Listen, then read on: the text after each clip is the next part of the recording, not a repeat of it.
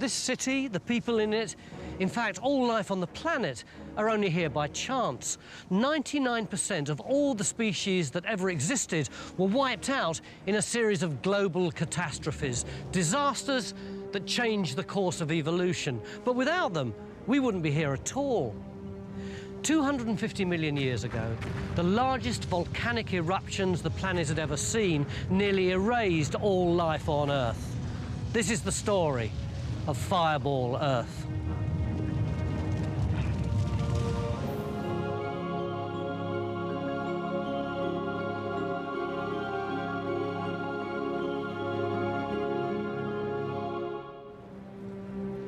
I'd always thought that our rise to become the dominant species on the planet must have been a fairly orderly progression from species to species. But it wasn't. It was an arbitrary, often brutal process, a case of survive or die. It's difficult to grasp the immense timescale of the events that shaped us. So imagine Earth's history, all 4.5 billion years of it, compressed into the 24 hours of a single day. Each minute is 3 million years. At midnight, the planet was born. At 12:02, we suffered our first catastrophe. Earth collided with another planet, Theia. Our planet was nearly destroyed, but in its wake, life began. Billions of years passed. Then, at 8:27 p.m., Earth was encased in ice for millions of years. Primitive life in the oceans was pushed to the brink. But when the ice melted, life took its greatest ever evolutionary leap, from single-cell to multicellular organisms. And then things calmed down. But not for long. 10:40 p.m. on our clock, that's 250 million years ago, once again, every living thing faced extinction. It's a period in prehistory called the Permian, and the Earth faced the biggest catastrophe it had ever seen. One cataclysmic event kick-started a chain reaction that wiped out 95% of all the animal and plant species on the planet.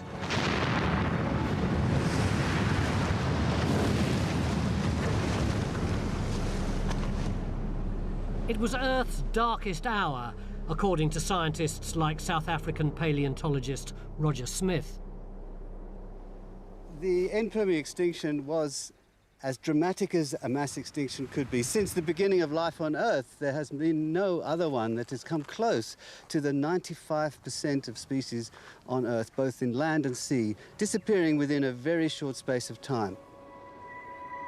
It was the worst mass extinction ever. But without it, the world we recognise today wouldn't exist.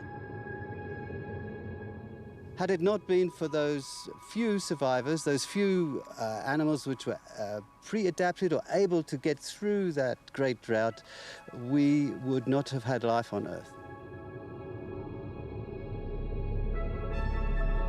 How it happened, why it happened, it's a mystery that's puzzled scientists since evidence of the catastrophe was first discovered almost half a century ago.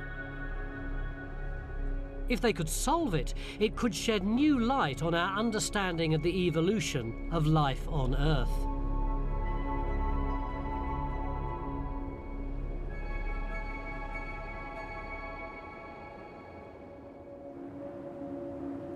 In South Africa, 3 hours' drive from Bloemfontein, Roger Smith is visiting an area that was once teeming with animals. We're here in the Karoo Basin of South Africa, and it's a vast semi-arid scrubland, lots of canyons, lots of koppies, these flat-topped koppies.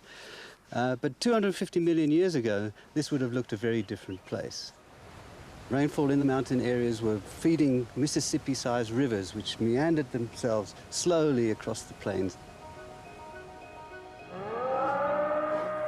This was a fully developed, stable ecosystem. Small plant-eating creatures called dictodonts thrived here, scurrying about in the vegetation.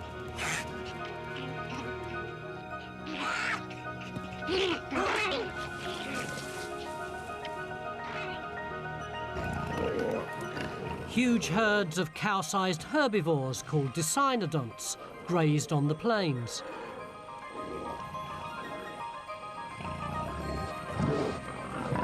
But this flourishing world was also home to a vicious killer. Over 150 million years before T-Rex came along, Gorgonopsian was the Earth's most efficient carnivore. Armed with serrated interlocking teeth, this ferocious animal was the ancient world's top predator.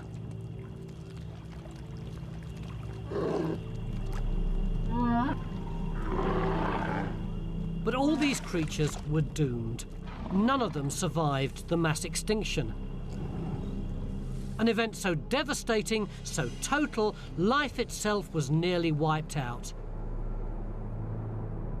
Its cause would be a mystery. If it wasn't for clues buried in the rocks, like those of South Africa's Karoo Basin. Under this scrub, paleontologists have unearthed rocks from this turbulent time. My job as a geologist and a paleontologist is to read the rocks and to understand how they were laid down and to understand what happened to life through the ages. Now, sedimentary rocks like this are characterized by layers, each layer representing a point in time when deposition was taking place. The oldest layers are at the bottom and the youngest layers at the top. These rocks are like a time machine, taking us back 250 million years.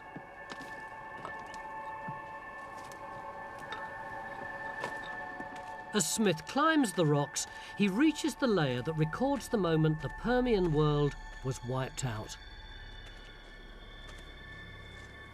Here we're sitting at the very top of the Permian, and this particular interval shows us something very dramatic in the rock record.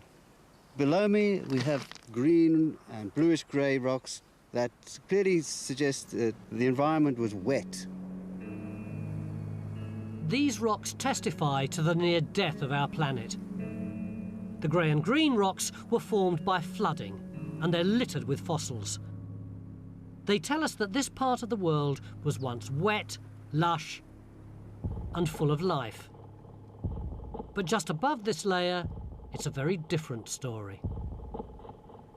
Suddenly, everything turns red, and that reddening is an indication of drying, rapid drying and warming. These red rocks reveal a sudden and dramatic rise in temperature and mark the point in time when life on Earth very nearly came to an end. The fossils tell us at this point there is virtually nothing left on Earth and we go into a dead zone. This layer marks the moment when the world changed. Below the line, grey rocks full of fossils, full of life. Above, in the red rocks, nothing. Life had almost ceased to exist. And not just here. The dead zone was a line of death that travelled all around the world and could be found on every continent. This meant that global warming and mass extinction were global. 250 million years ago, the Earth's temperature spiraled out of control. Something huge on a planet-wide scale pushed temperatures up by 10 degrees and killed virtually all life on Earth.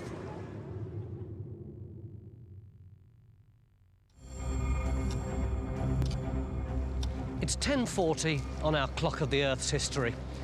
250 million years ago, our planet was in climate freefall. The sudden and dramatic global warming changed the course of evolution on Earth. It caused a mass extinction so devastating that scientists thought it must have been caused by something extraordinary. An impact from outer space.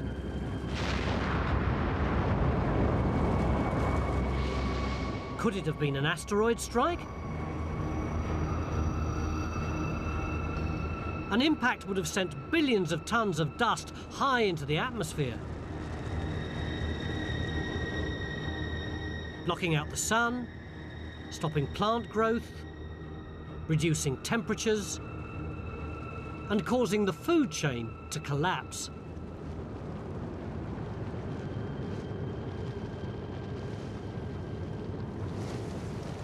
The extinction would have happened within days, weeks, but that's not the story the rocks are telling us.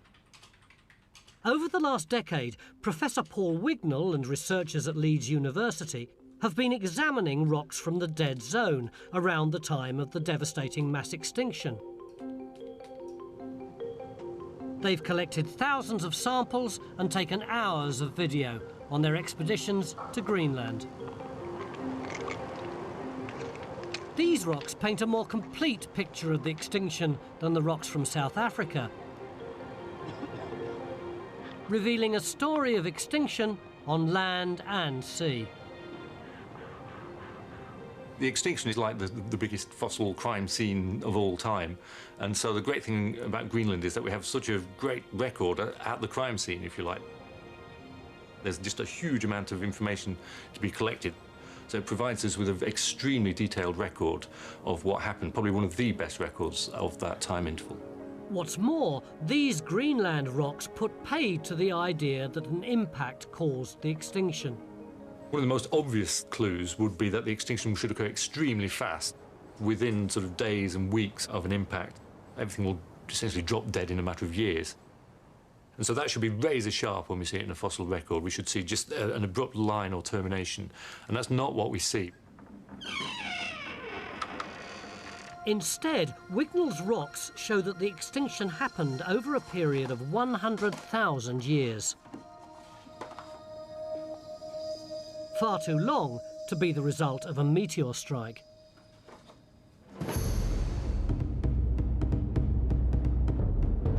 The Greenland team's discovery meant that something else must have caused the catastrophic extinction. And geologist Mike Benton thinks he knows what. He believes the disaster began deep beneath the Earth's surface. If it's not impact, then the next most obvious, dramatic, instant kind of catastrophe is initiated by volcanic eruptions of some kind. So you obviously look for some center of volcanic eruptions. Volcanoes and nature's ultimate destructive force. Fueled by immense pressure deep within the planet, they shoot molten rock and toxic gases high into our atmosphere.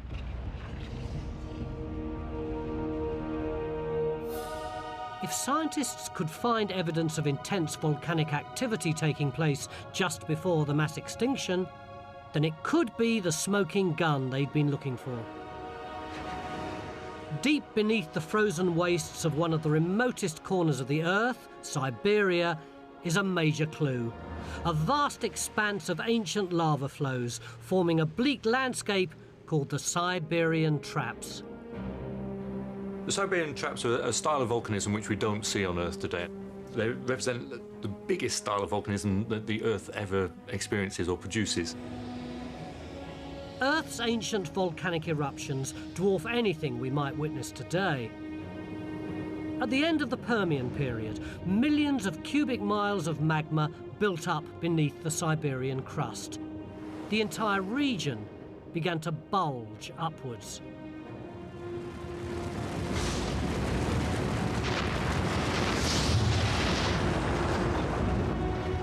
And then, like a giant blister, the Earth erupted, spewing out vast amounts of lava, flooding the area under a sea of molten rock. It's a type of volcanic eruption called a flood basalt. Here was the force behind the extermination. 250 million years ago, the Siberian flood basalt released enough lava to cover an area the size of the United States under 1 mile of molten rock. Siberia has long since cooled, but Iceland is still one of the world's most geologically active places. Here, Mike Benton is researching the terrible impact even a small flood basalt could have. We're here in the middle of a lava field in Laki in Iceland, because this is a very well-documented historical basalt eruption that can act as a good analogy for the Siberian traps. In 1783, a vent eruption happened here which lasted for about 8 months.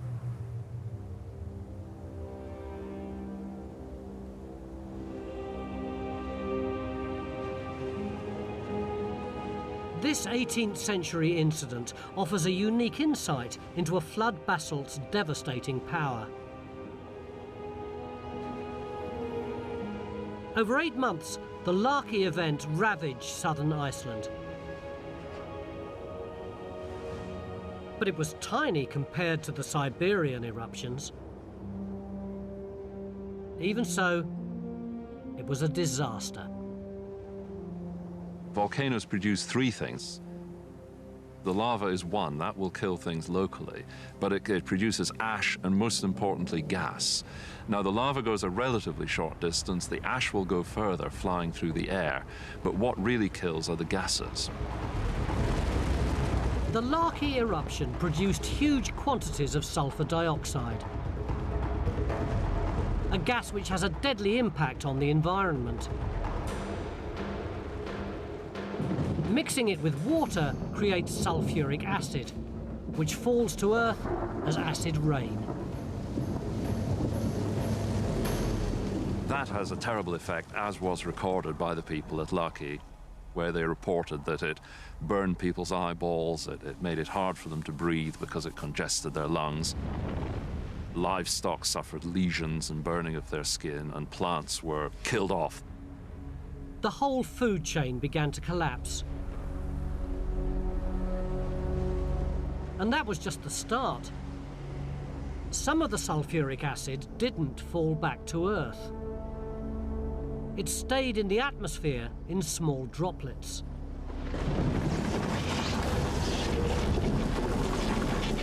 These reflected sunlight away from the planet, cooling its surface. The cooling following the Laki eruption was catastrophic. It killed more people than the immediate damage by sulfuric acid. It created very cold winters for 2 or 3 years after the eruption. Not just on Iceland, but throughout much of Northern Europe, people reported crop failures and death as a result. Benton's analysis of the Laki eruption has shown that the cooling effect produced by volcanic sulfur dioxide is deadly. And that the effects can be felt thousands of miles away. Imagine how devastating the Siberian traps must have been. Laki spewed out gas and lava for 8 months and covered an area of about 200 square miles in molten rock. But the Siberian traps erupted for nearly 500,000 years. They produced almost 3 million square miles of lava.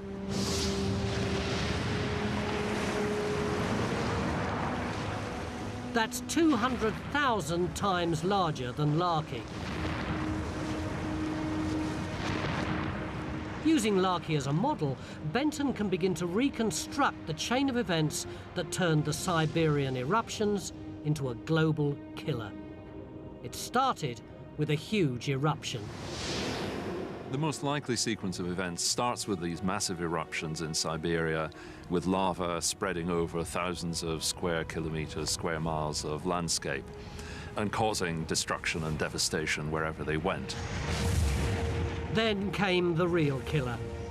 Like Laki, the eruptions released billions of tons of sulfur dioxide into Earth's atmosphere.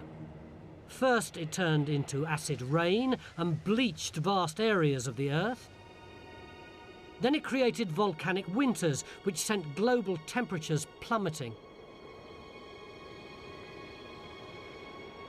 Around the world, the climate change killed plants, and the food chain fell apart. Where the plants failed, herbivores like Dicynodonts starved. And where they starved, the carnivores that ate them died too. 10% of species perished. But this was just the beginning. Another gas released by the Siberian traps was about to make things much, much worse. In Leeds, paleontologist Paul Wignall is surrounded by the victims. Fossils found in rocks from Greenland. They testify to the devastating effects of the Siberian eruptions. The first things that start suffering in the entire fossil record is the plant record. We start seeing a change in the composition of plants. And also we start to see the appearance of some very strange mutated spores.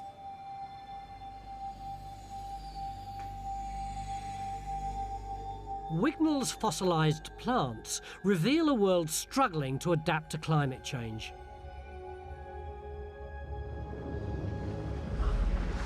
They also record the effects of a second deadly volcanic gas: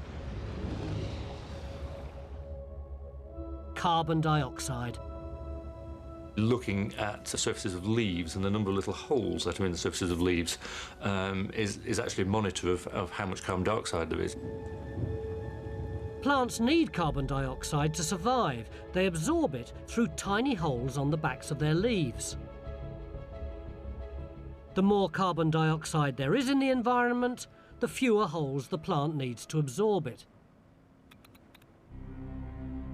When scientists studied fossilised leaves dating back 250 million years, they discovered a sudden dramatic reduction in the number of breathing holes. It seemed that at the start of the extinction, levels of carbon dioxide surged.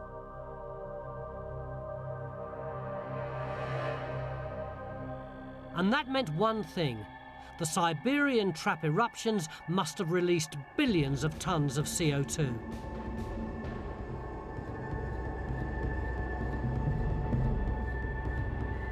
Scientists calculate that the amount of carbon dioxide in Earth's atmosphere at the time of the eruptions was 20 times higher than it is today.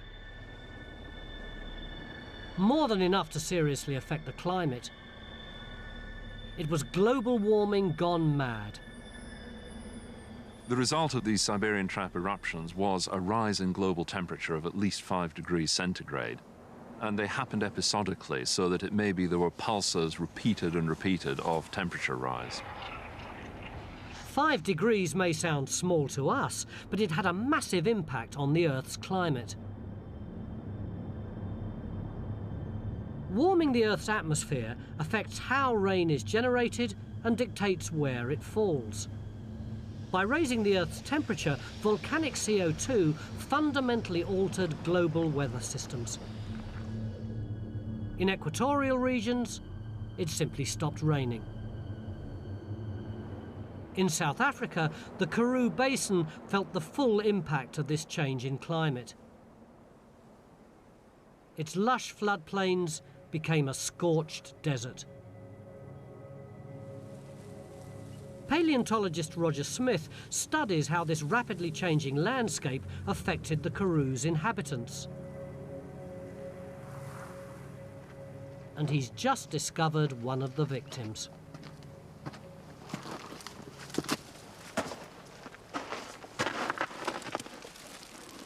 Here we have an in situ skull of Dicynodon. It's one of the last of the big cow-sized herbivores of the Permian period. And at this level, which is just below the extinction, this represents probably the last gasp of the Permian herbivores. The global warming marked an evolutionary watershed in the Earth's history. Animals and plants suffered from drought and starvation. 35% of them perished. But the fallout from the Siberian traps was only just beginning. The rise in global temperatures triggered a domino effect that unleashed the next terrible wave of extinction, this time in the oceans.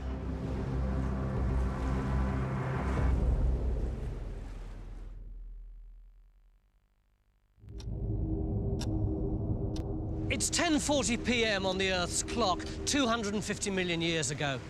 Massive volcanic eruptions released millions of tons of gas that first cooled, then heated the ancient world. This seesawing climate killed animals and plants by the million. Extinction ruled the land. This was the terrible first phase in the extermination of virtually all life on Earth, but a critical moment in the story of man's evolution.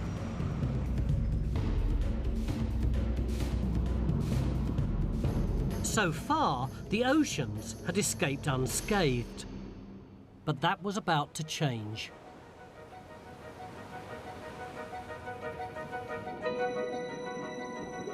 Paleontologist Paul Wignall has found evidence of the next deadly phase of the mass extinction, 50,000 years after the start of the Siberian eruptions. The death of the oceans. This is a really nice example of rocks that we get from Greenland. The evidence is, first of all, they're very black, which is typical when you have no oxygen around.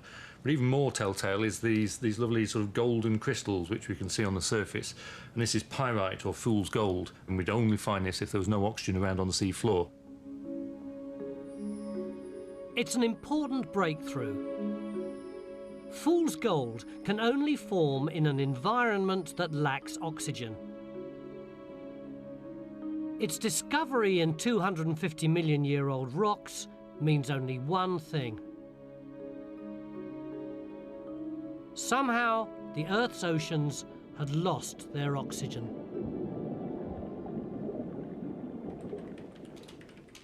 It was clear that there was something major going on which hadn't been discovered before. What we could see was a sudden lack of oxygen at the end Permian mass extinction. It's a completely new extinction phenomenon. It's then that we realised that we were now looking at a very different way of killing life in the seas.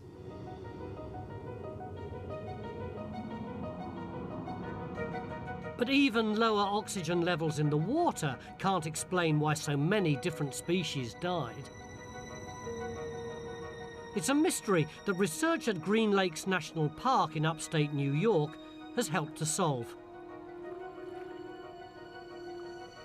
Marine geologist Lee Kump has discovered the process that he thinks was responsible for the wipeout of nearly all marine life 250 million years ago. We're here at Green Lake because we view this as a microcosm of the ocean that may have existed at the end of the Permian at the time of this great mass extinction. It's a really unique habitat here that's unusual in terms of most lakes. It's like a typical lake at the surface, but lurking down below is this poisonous water. The lake looks normal, but under the surface it's dying.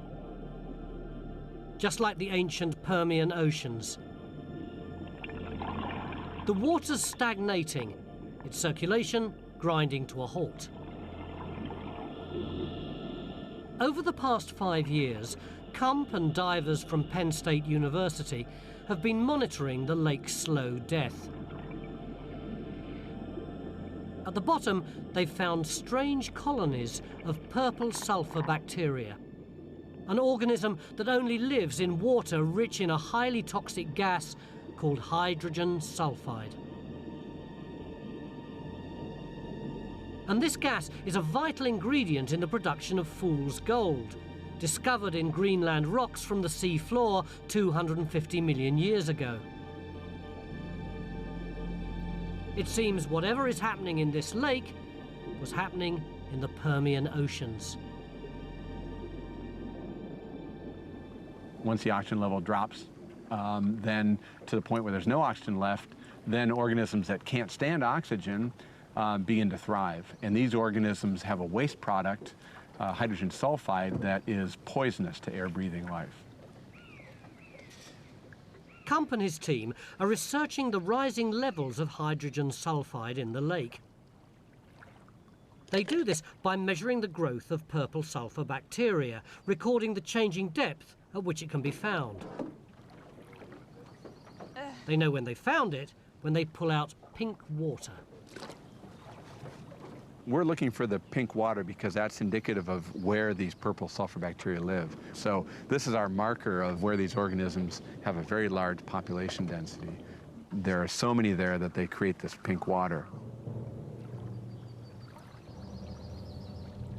Below this toxic layer of pink water, oxygen-breathing animals can't survive.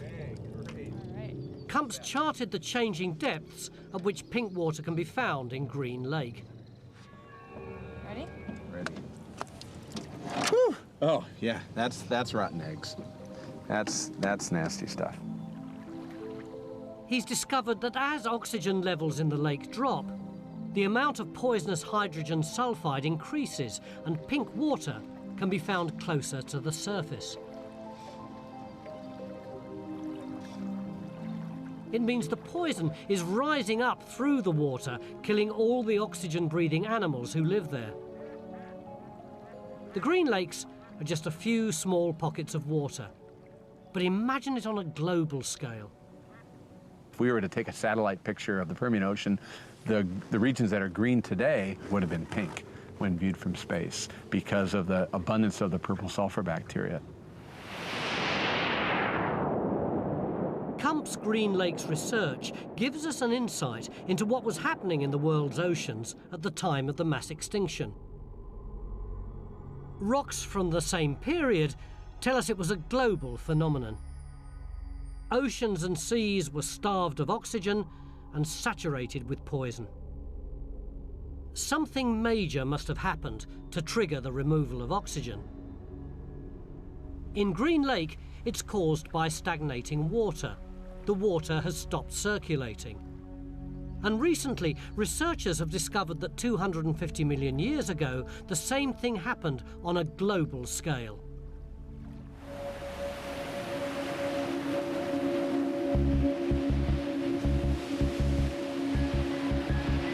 Normally, oxygen dissolves into seawater at the surface. It's then transported by currents circulating between the equator and the poles. Sunlight at the equator warms the seawater. As this warm water moves towards the poles, it cools and sinks, carrying its dissolved oxygen down with it, allowing the oceans and its inhabitants to breathe. This same process was happening 250 million years ago. But then, the Siberian traps came along and raised Earth's temperature by 5 degrees centigrade.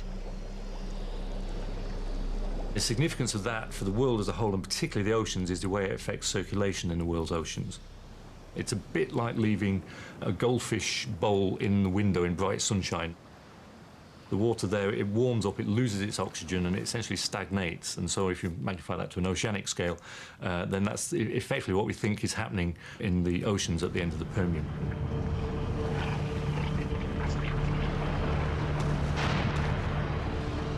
The evidence suggests that 250 million years ago, the rapid global warming created by volcanic gases warmed not only the atmosphere, it warmed the oceans. They stopped circulating oxygen and stagnated, becoming breeding grounds for poisonous hydrogen sulfide producing bacteria.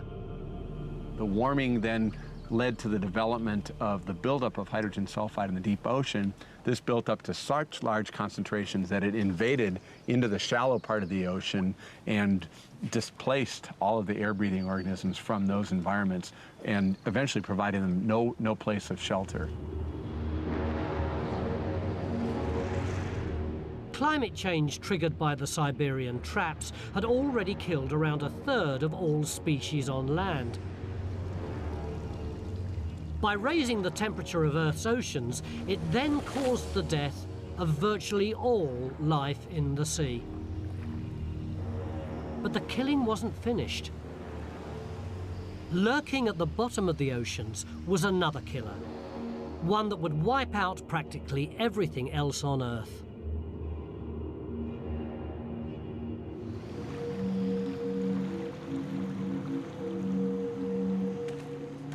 In Iceland, geologist Mike Benton is searching for clues to this final deadly wave of extinctions. There is a mystery to understand how the production of carbon dioxide and the sudden rise in global temperature of about 5 degrees could have caused such a catastrophic event. A sudden rise in global temperature of about 5 degrees wouldn't in itself kill life in the catastrophic way we see. Something else must have caused that massive scale of extinction that we know happened that time.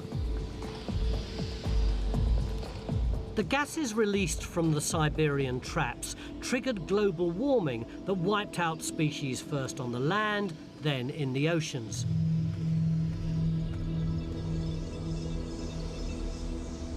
But then temperatures increased again by another 5 degrees. The result, a catastrophic second wave of extinction on the land. Scientists know that carbon dioxide released by the traps caused the first leap in global temperatures, but the second jump remained a puzzle. They needed to find something even stronger than CO2 that could have accelerated global warming on an unprecedented scale. And they found the answer to this mystery hidden in the depths of the ocean off the coast of Santa Barbara, California.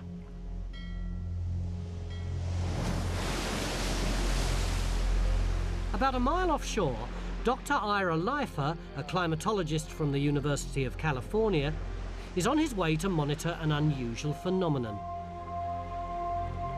He's looking for another greenhouse gas, not carbon dioxide, but methane.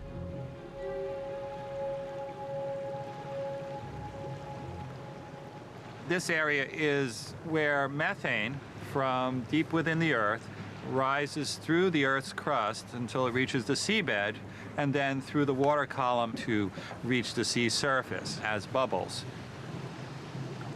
You can find these bubble seeps in coastal areas all over the planet. But this one's proximity to Southern California has given scientists a unique opportunity to monitor one closely.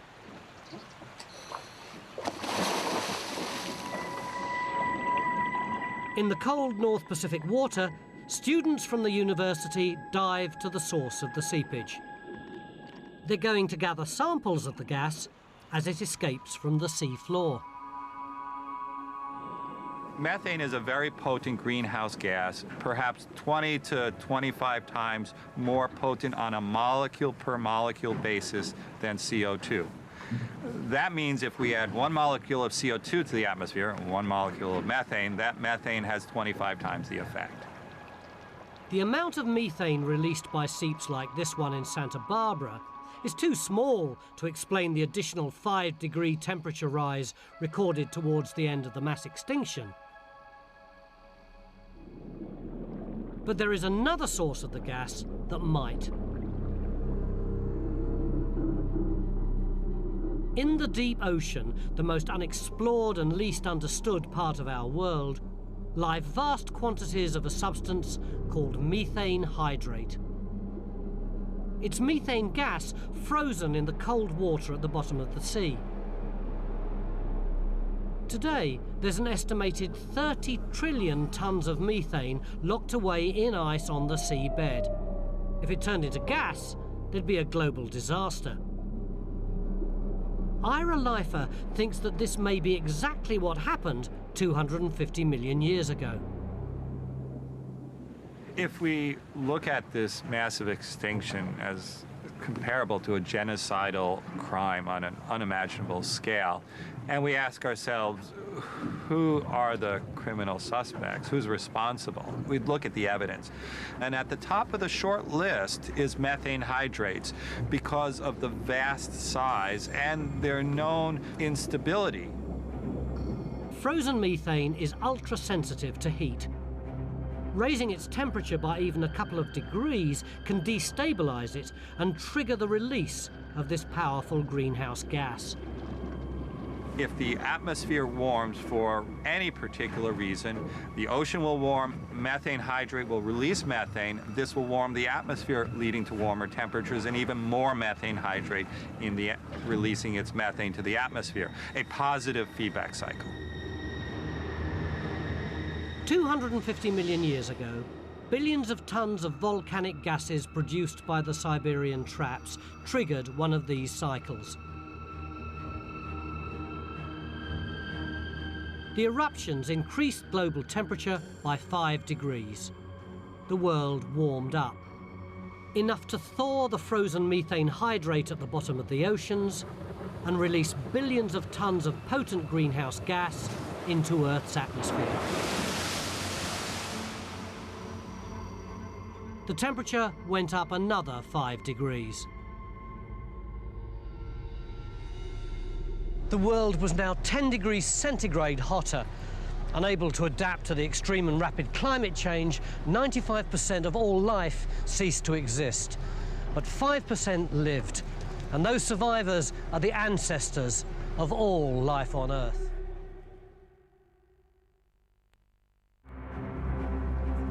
"250 million years ago, a vibrant, lush ecosystem teeming with life was rapidly transformed into a barren, desolate world. For the planet's dominant species, there was no hope of survival. The planet had been brought to its knees by savage volcanic eruptions, turning it into a fireball Earth. The eruptions released toxic gases that created worldwide climate chaos and killed almost every living thing. For something like a Gorgonopsian, it would have seen a world which would be changing. The various animals that it was eating would be becoming rarer. It would be getting a heck of a lot hotter. So terminal times for the Gorgonopsians and all around it as well. For these fearsome predators, as for most living things, it was the end of the line. But in evolutionary terms, it was a new beginning. Catastrophes can reset the evolutionary clock. That means that evolution, the whole direction of evolution perhaps will change because the dominant species disappear. And then other species that were taking a less significant role before the event have their chance. These are cynodonts.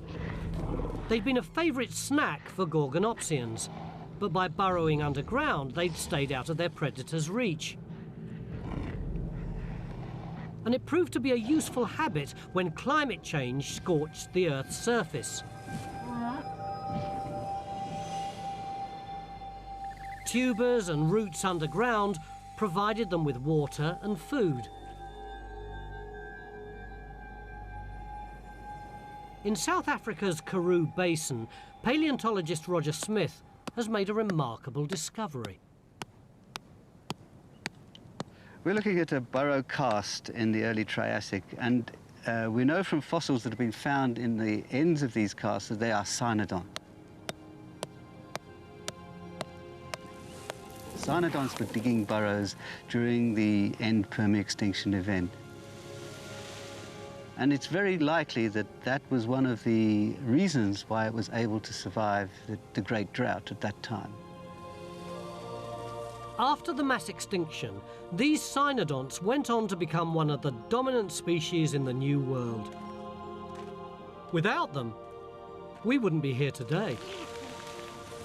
One of the cynodont line eventually became a mammal, and had it not been for the survivor through the cynodont line, mammals would not have existed and evolved, and nor would we. So we have a lot to thank the cynodonts for.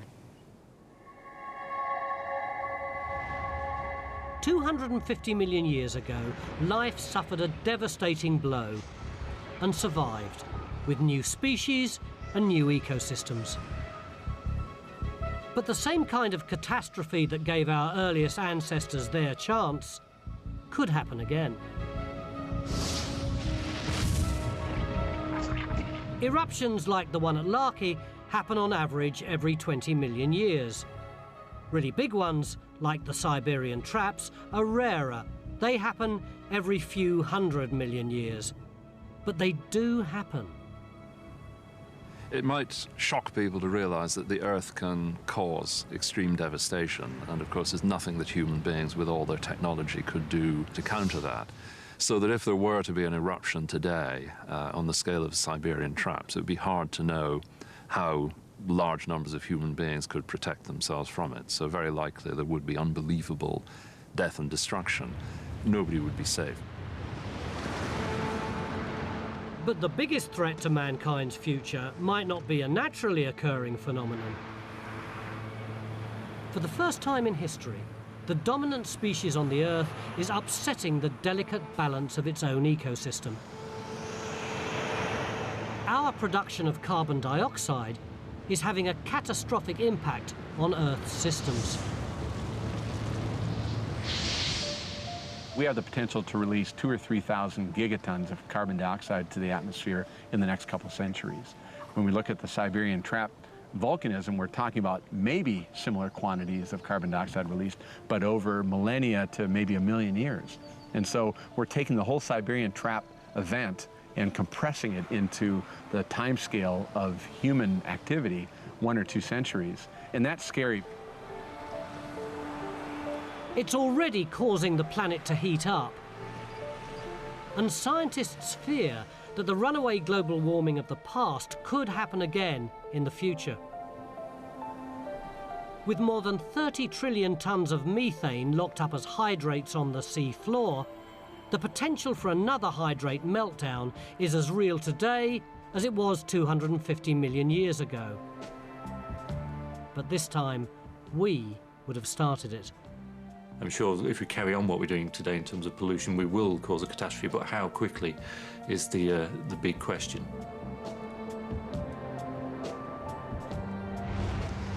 The end Permian extinction was one of the most important chapters in the story of the evolution of life. It's an incredible thought, but it nearly wiped out life itself from the face of the planet. It ended the reign of the masters of the Earth, but it provided opportunities for others, survivors, who'd become our direct ancestors. Without the mass extinction event, all this probably wouldn't be here at all.